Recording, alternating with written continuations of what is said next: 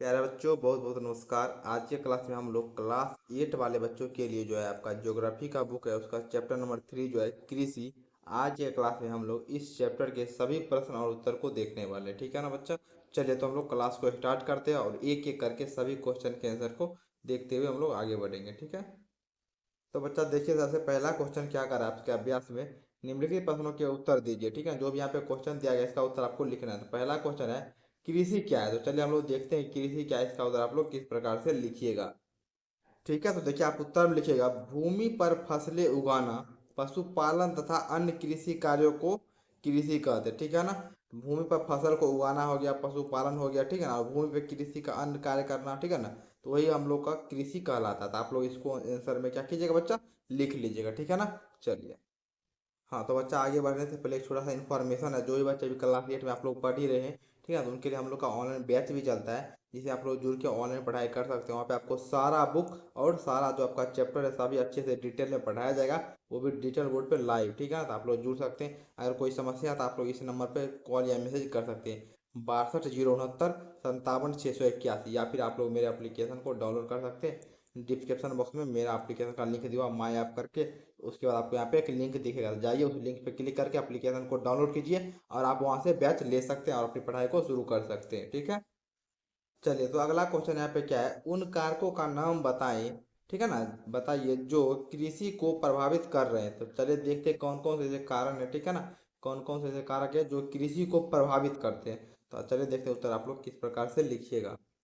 तो देखिए उत्तर में कुछ इस प्रकार से लिखिएगा, कौन कौन है सर, जलवायु हो गया सर, मिट्टी हो गया, ठीक है, मिट्टी का प्रकृति, ठीक है, ये लिखिएगा। तो स्थलाकृति मतलब भूमि किस प्रकार से है, समतल है या फिर ऊबड़ खाबड़ है, ठीक है ना, भूमि का स्वरूप, ठीक है, कोई समतल होता है कोई ऊबड़ खाबड़, तो वो सब क्या करता है, उसको प्रभावित करता है कृषि को। सिंचाई की सुविधा कितना है, उन्नत बीज, बीज का क्या क्वालिटी है, ठीक है ना, उर्वरक एवं कीटनाशक, और अधिक तकनीक एवं परिवहन। तो इस सब की जो कारक है ये कृषि को प्रभावित करते हैं, ठीक है ना। बाकी आपका क्वेश्चन था कृषि को प्रभावित करने वाले कारक का नाम, तो आप लोग जलवायु, मिट्टी, भूमि का जो, ठीक है ना, स्वरूप है किस तरह से, वो सब आप लोग, उसके बाद सिंचाई का प्रकार, बीज का क्वालिटी, ये सब आप लोग लिख सकते हैं, ठीक है ना। जो हम उत्तर दिए आप लोग इसको नोट कर लीजिए। अब देखिए अगला क्वेश्चन क्या है, 3 नंबर में, स्थानांतरित कृषि क्या है, इस कृषि की क्या हानियां हैं। तो चलिए देखते हैं इसका उत्तर आप लोग किस प्रकार से लिखिएगा।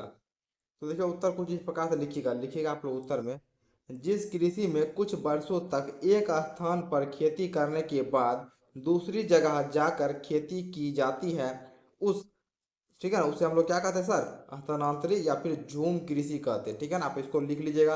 अब इसकी हानि क्या है, ठीक है, इससे आपको क्या क्या नुकसान है, ठीक है ना, वो बोल रहा था, तो लिखिएगा आप लोग। वनों की कटाई होती है, मिट्टी की उर्वरता कम हो जाती है, पर्यावरण को नुकसान पहुंचता है, उत्पादन कम होता है। तो ये सब आप लोग इसका क्या है सर, ये सब इसका हानि हो गया था, आप इसको नोट कर लीजिए, ठीक है ना।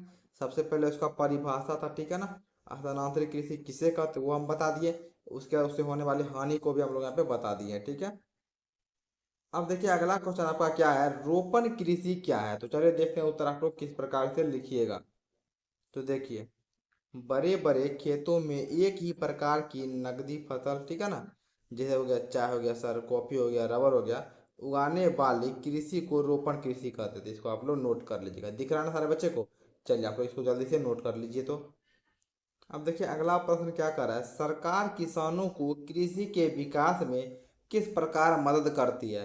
तो चलिए देखते हैं इसका उत्तर आप लोग किस प्रकार से लिखिएगा। तो देखिए आप लोग उत्तर लिखिएगा, उन्नत बीज उपलब्ध कराती है सरकार, ठीक है ना।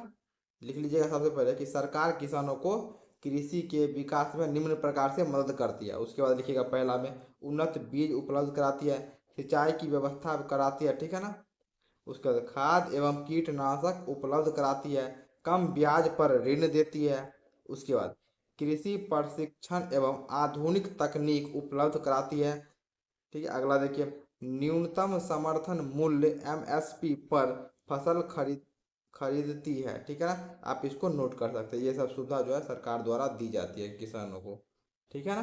तो कृषि में इस प्रकार से सरकार किसान को मदद करती है, तो आप लोग नोट कर लीजिए।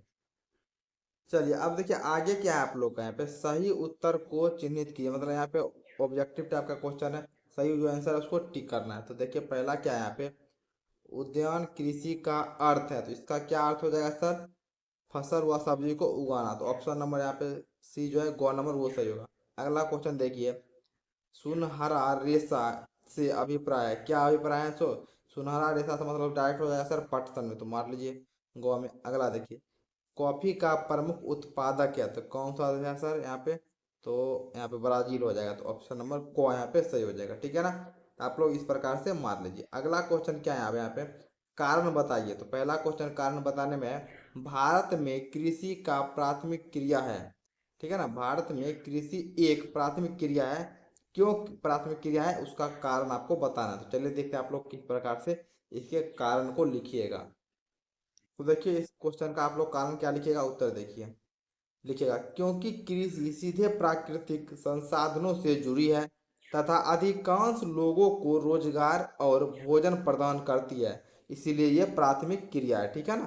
यही इसका कारण हो गया। अगला देखिए, अगला क्वेश्चन है, विभिन्न फसलें विभिन्न प्रदेश में उगाई जाती है, ऐसा क्यों सर? तो कारण लिखिएगा, क्योंकि अलग अलग प्रदेश की जलवायु, मिट्टी, वर्षा और तापमान अलग अलग होते हैं, इसलिए वहाँ अलग अलग प्रकार के जो फसल है वो हम अपने हिसाब से उगाते हैं। वहाँ के जलवायु और मौसम को देखते हुए, वहाँ का टेम्परेचर क्या है, वर्षा कितना होता है, ठीक है, मिट्टी की क्वालिटी क्या है, इस सब को देख के वहाँ पे अलग अलग प्रदेश में अलग अलग फसल उपजाया जाता है। तो ये इसका कारण आप लोग नोट कर लीजिए, ठीक है ना बच्चा।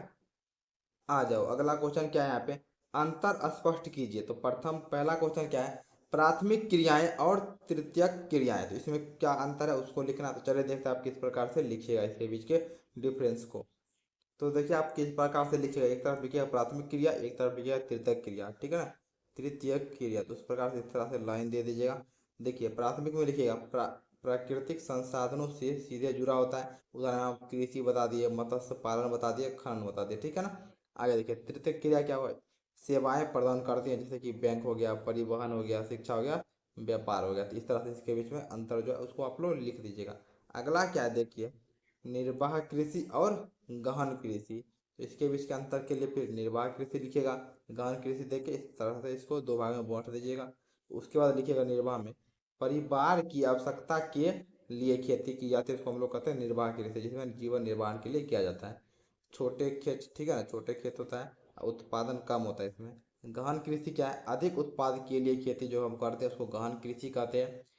छोटे खेत लेकिन अधिक श्रम व उन्नत तकनीक, मतलब अधिक हम लोग टेक्निक का उपयोग करते हैं, अच्छे किस्म का बीज लेते हैं, खाद लेते हैं, कीटनाशक का प्रयोग करके। छोटा खेत है लेकिन उसमें हम लोग पैदावार जो होता है फसल का उसको अधिक करते हैं, ठीक है ना, उत्पादन इसमें अधिक होता है। तो इस प्रकार से इसके बीच में अंतर भी आप लोग आसानी से लिख सकते हैं, जल्दी से आप लोग नोट कर लीजिए। अब देखिए आगे क्या है, क्रियाकलाप है। तो क्रियाकलाप बच्चे खुद करते हैं, ठीक है ना। इसके कह रहा है क्वेश्चन में, बाजरा, ठीक है ना, सॉरी, बाजार में उपलब्ध गेहूं, चावल, ज्वार, बाजरा, रागी, मक्का, तिलहन और दलहन के बीज को एकत्र कीजिए, ठीक है ना। कोई बाजार से सारा बीज को खरीदना है। आगे उन्हें कक्षा में लाइए, ठीक है ना, और पता लगाइए कि वे किस प्रकार की मिट्टी में उगते हैं।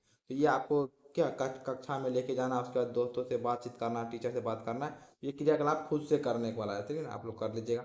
आगे देखिए, आगे है आओ खेले। तो ये वाला जो बॉक्स है इसको भी आप लोग खुद से भर सकते हैं। अगर कोई समस्या है तो मेरा एप्लीकेशन है माई ऐप, ठीक है ना, आप लोग को नीचे डिस्क्रिप्शन बॉक्स में मिल जाएगा, ठीक है ना। नीचे डिस्क्रिप्शन में लिंक दिया, वहाँ से जाके उसको लिंक पे क्लिक करके आप लोग एप्लीकेशन को डाउनलोड कर लीजिए, वहाँ पे हम इसको पूरा भरवा के डलवा देंगे, ठीक है। तो वो भी ये पूरा आपको फ्री पीडीएफ मिल जाएगा, तो आप लोग जाके वहाँ से इसको भी ले सकते हैं, ठीक है। चलिए तो आज का क्लास आप लोगों को कैसा लगा जरूर बताइएगा। क्लास करके तो मज़ा आ गया होगा, ठीक है ना। सारा क्वेश्चन का आंसर यहाँ पे बता दिए हैं। बाकी बात मिलते हैं अगले क्लास में। तो कोई बच्चा सर का नाम पूछ रहे थे, सर आपका नाम क्या है? तो मेरा नाम है देव सर, ठीक है ना, हम आपका नाम भी बता दिए, ठीक है। चलिए मिलते हैं अगले क्लास में, तब तक के लिए बहुत बहुत धन्यवाद।